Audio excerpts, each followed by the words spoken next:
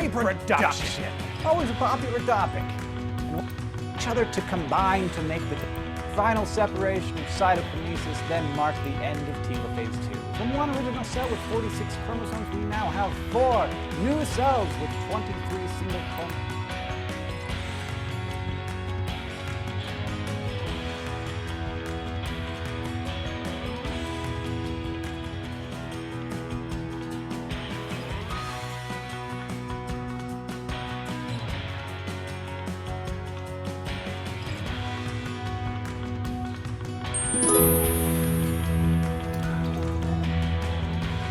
During interphase,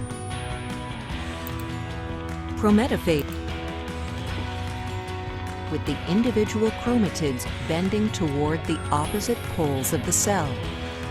Metaphase ends when the centromeres that bind the sister chromatids together break apart. Anaphase is the